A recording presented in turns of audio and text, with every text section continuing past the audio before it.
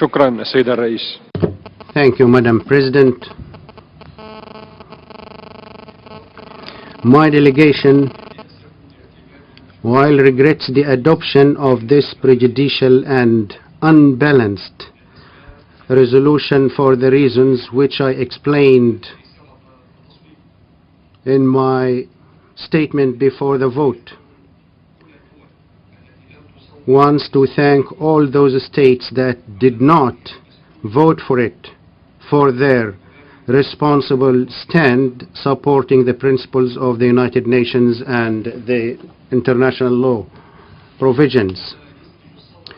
It is gratifying indeed that most statements delivered in the morning session before voting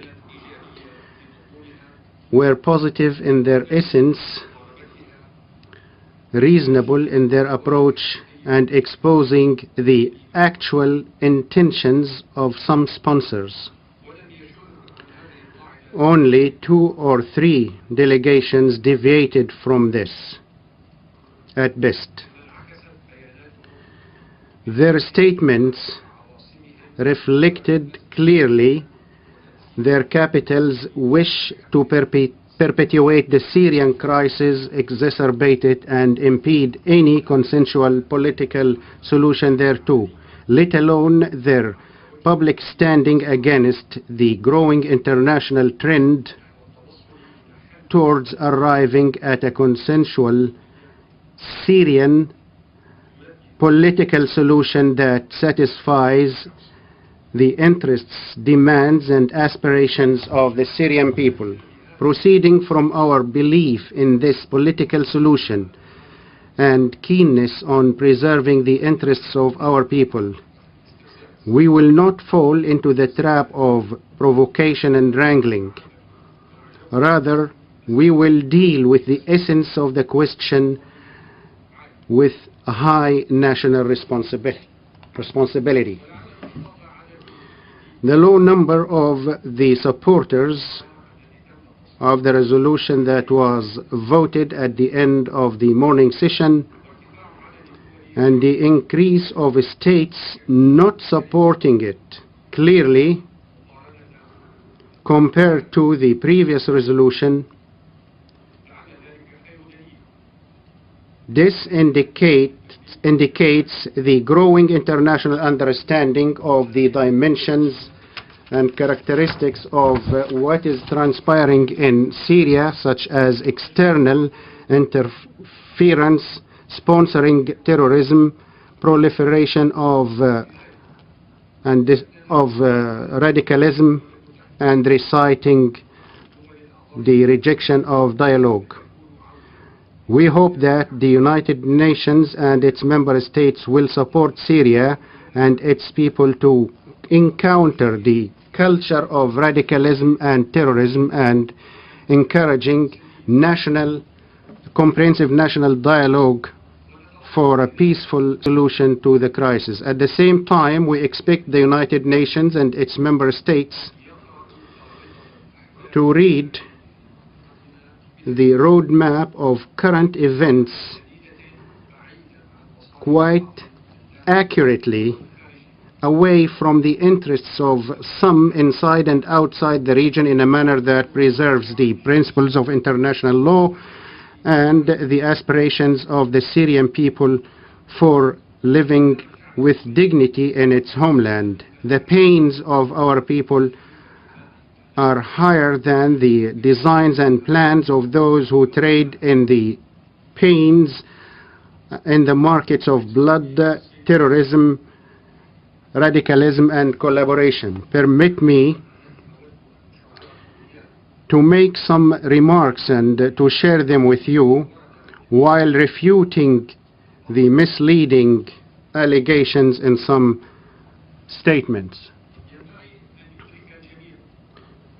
All of us should realize that despite the fact that Qatar procedurally presented the resolution, yet it is well known to all of us that the resolution or the draft was not Qatari, and Qatar was only a tool for implementation. It is no secret that the regimes of Saudi Arabia, Qatar and Turkey persist in financing jihadi transnational terrorism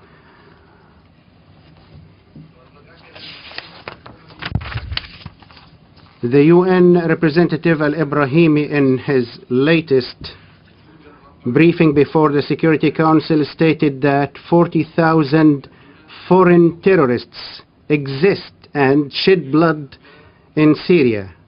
Among those, more than one Takfiri Salafi Europeans who belong to the Al-Qaeda exist there. In my statement this morning, I stated that Qatari intelligence are involved in kidnapping members of the Filipino battalion working in Andof. I also stated that senior officials in the Secretariat are well aware of this atrocious crime. It was quite strange that the Secretary General stated, and I quote, his appreciation for the assistance tendered by Qatar and others involved in securing safe release of the 4 members of peacekeeping, end of quote. The important question which must be posed is, how is it possible for Qatar to have such considerable influence on terrorist groups that abducted peacekeepers had it not been for its considerable involvement with those groups? To what extent is the position of the Secretariat position correspond with this Qatari involvement in abducting peacekeepers and endangering their lives? Who will hold Qatari authorities responsible for their rashness?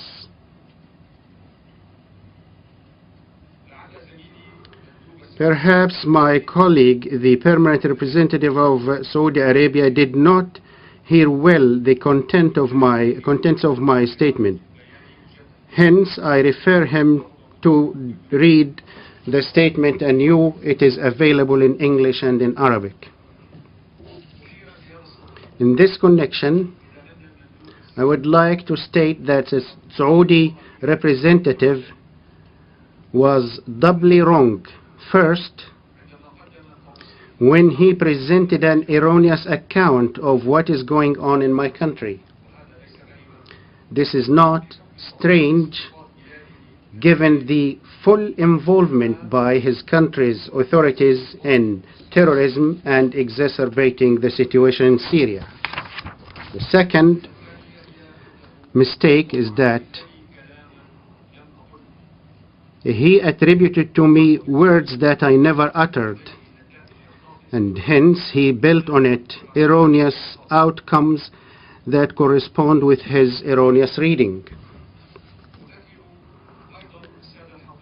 I would like to remind my colleagues here that the French delegation foiled the adoption or the issuance by the Security Council of numerous press releases that condemn terrorist acts perpetrated by terrorist armed groups linked with Al-Qaeda that killed thousands of innocent Syrians, including foiling by the French delegation the adoption or issuance of press release that condemns the attempt to assassinate the president of the Syrian government, or the Prime Minister rather. This is unprecedented hypocrisy by the government of France. How is it possible that it claims that it launches war against terrorist groups linked with Al-Qaeda in Sahel and in Africa at a time it encourages, sponsors, and backs the activities of the same terrorist groups in Syria.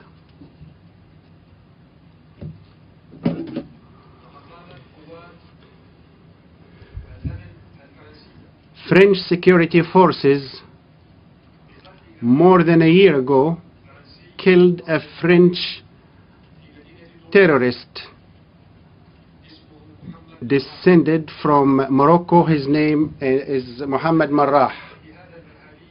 For the assassination of that terrorist, it conscripted 3,000 top intelligence agents, and they shot him with thousands of bullets into his body.